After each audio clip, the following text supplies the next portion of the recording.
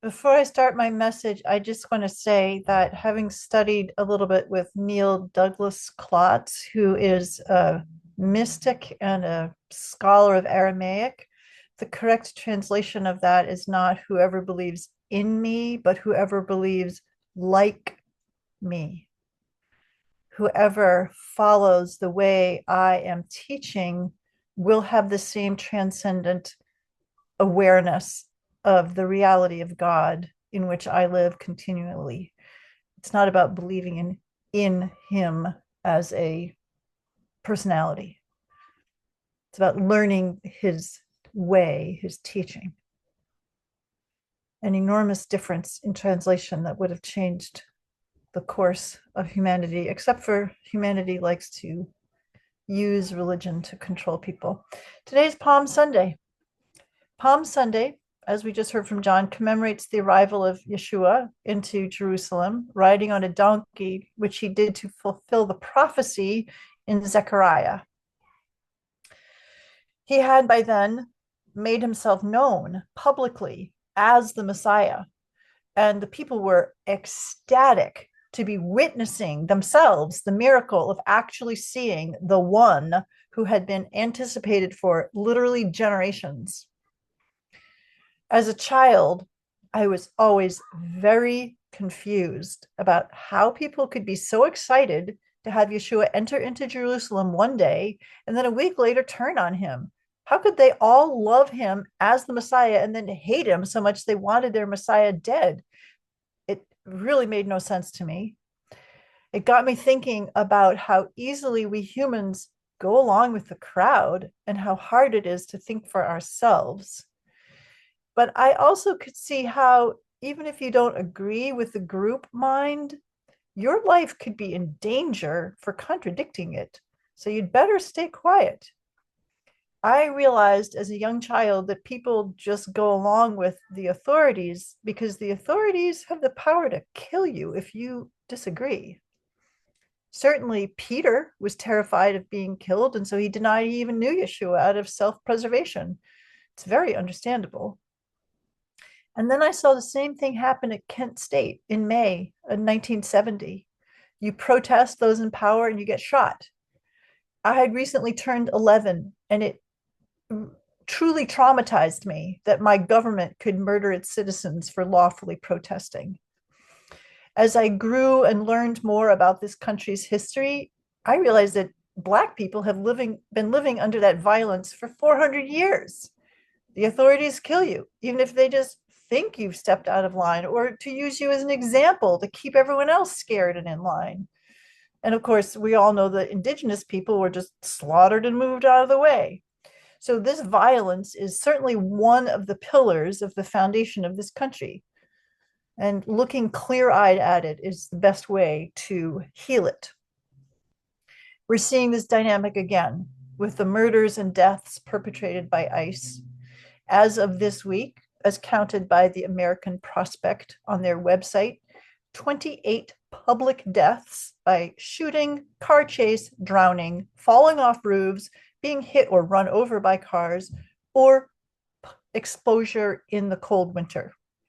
And 48 deaths in custody due to maltreatment, medical neglect, or suicide. And of course, they've traumatized countless people who remain living.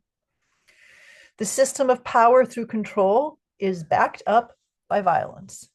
And yet, the spirit of loving compassion for all people gets stronger and stronger.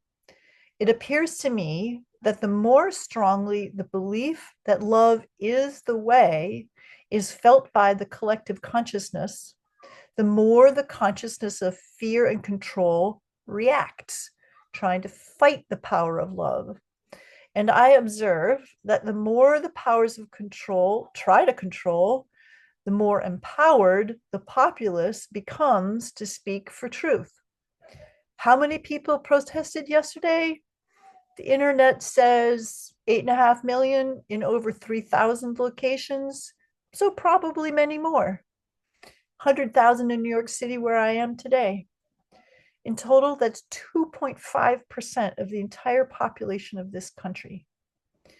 Sociological research has found that only 3.5% of the population has to keep up sustained protest out in the streets for the government to change.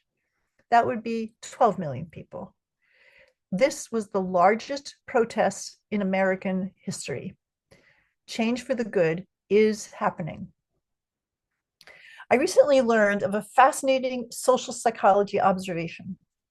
If a group of people is trying to come to an agreement about a new belief, there is an initial period of floundering and chaos, but it only takes 25% of the group to agree, and then a tipping point is reached, and the whole group rapidly joins in. The tipping point is only 25%.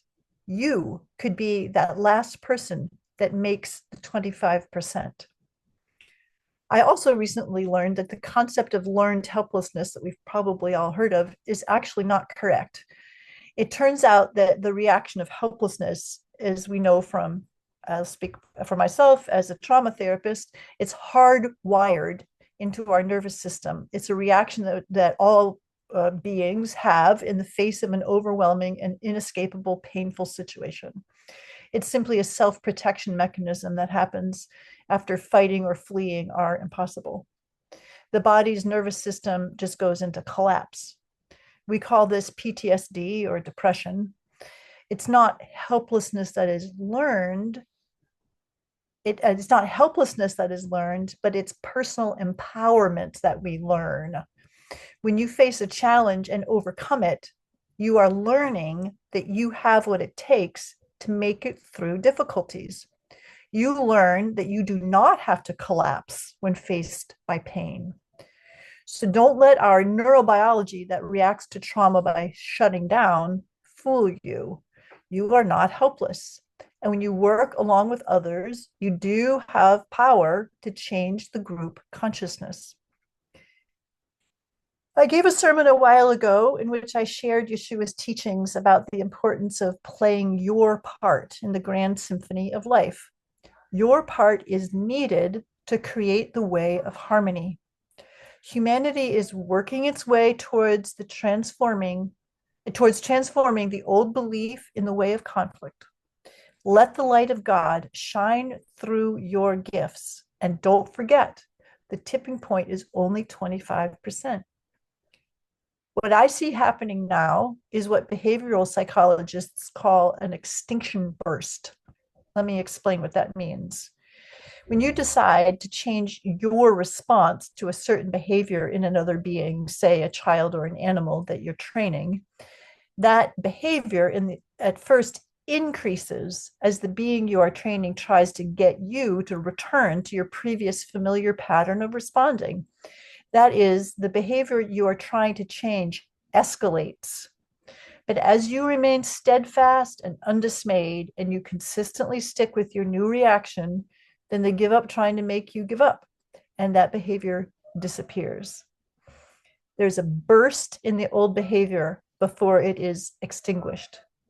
It's all a unified feedback system.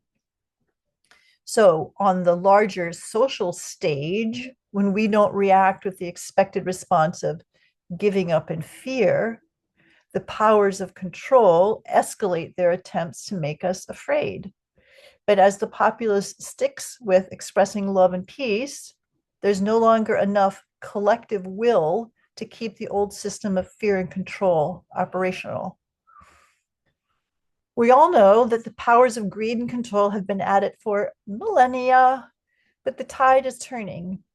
Just last week, the UN passed a resolution that the transatlantic slave trade was the gravest crime against humanity ever and called for reparations.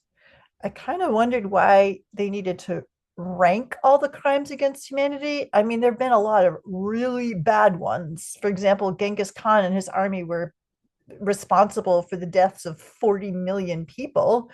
And because he raped countless women, it's estimated that 32 million people are related to him today, as figured out through genetic testing.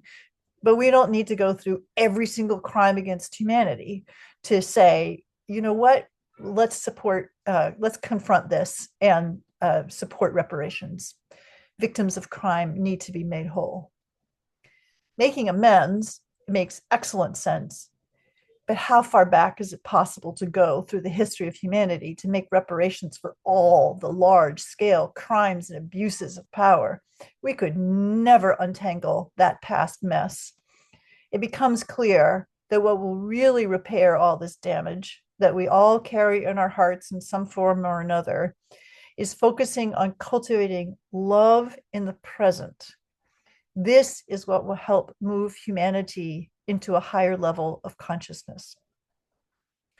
As a psychologist, I see that we are collectively engaged in the process of multi-generational trauma recovery. Our hardwired neurobiological reaction to trauma is at first fight, flight, to defend ourselves or run away. But when the danger is too great, then freeze, collapse is the response. That's how, think about how prey animals freeze when there's nowhere to run and how they collapse when they're attacked. The way to get out of the frozen state is to physically move, to shake, to dance, to discharge the tension, and then to act, to play the part you have been given to play. We have come so far with our knowledge of how to heal trauma that we no longer need to remain frozen. Yeshua knew it would be a long time before humanity wakes up to the truth of our unity with each other and with all of creation and with our source. I gave a sermon a couple of years ago on his prediction that the city of Jerusalem would be destroyed, as it was in 70 AD, and that wars would be fought, and that was all necessary. The belief in fear just has to play itself out before humanity is done with it. Here's the good news. Most of humanity is done with it. The majority of people know that love and compassion is the way, and that conflict and aggression never create peace. I'd like to conclude my message with one of the very first messages Yeshua gave through me to a group of friends back in 2018. This is his voice. And of course, it applies all the time. You are all so important. I need all of you. The ones who are not in bodies, we are always working with you to help those of you who are still lost in confusion return to the light.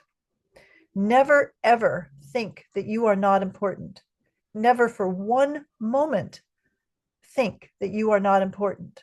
Even if you think you are only shedding the light in one little small spot, remember that every small spot is the same as myself. Every lost sheep is myself. Every lost sheep who is returned home adds to the brilliance of the unity of light. I love you all so much. We all love you so much. Can I convey to you our excitement, our gratitude, our party? There is just such a celebration that you are hearing my voice, that you are feeling my vibration. More than hearing my voice, what matters is to feel the vibration. Feel it in your feet. Feel it within your body, the lower half of your body. That is the energy of the light returning into the earth. That is how it happens, through your body, transmitting light into the earth. Such joy. We feel such joy. We want you to feel the joy so that you don't forget it. And so you don't get pulled off by those distractions that I said will come your way. Just accept them with humor. Oh, my little distraction. Of course, I know who you are. You're the one that I sent to myself to see what I'm committed to. Of course, I'm committed to the light. I'm not committed to distractions. That's all they are. Even the distractions that look terrible, they're just distractions. Feel me in your heart now. I am sending you my presence strongly into your hearts. Feel that burning, the desire to create the new expansion of consciousness into matter. This is a new experience. You have no idea what's going to happen. Just stay with the experience of feeling the love in your bodies. I'm very grateful that you have understood about feeling the light of love physically and that you're not afraid to experience it. It is so important for you to share the glory of divine energy. It is so important to share the divine creative power because that is the state of ecstatic union. How could union not be ecstatic? And with that, my friends, I give you my blessing, my adoration. I kneel before you. You are my beloved sisters and brothers with whom I have been one since before time began. I remind you that you all agreed to work with me before there was such a thing as time. And you have come now to help all of us bring this phase of work to fruition. Never for a moment think you are not important. Remember, I have been with you always since before time began, and I am with you always until time ends. We send you our joy, our ecstasy, our delight, such happiness. With that, my beloveds, go out into the world, which is in your hearts. There is no separation between what's inside and what's outside. Shed your light on all who come to you. Everyone is sent to you for a purpose. Just join with each other in your hearts in whatever endeavor you find yourself engaged. Even when you don't hear someone speaking my voice, you hear my voice in your heart, always. That vibration of love never, ever leaves you. I adore you. Amen, amen, amen.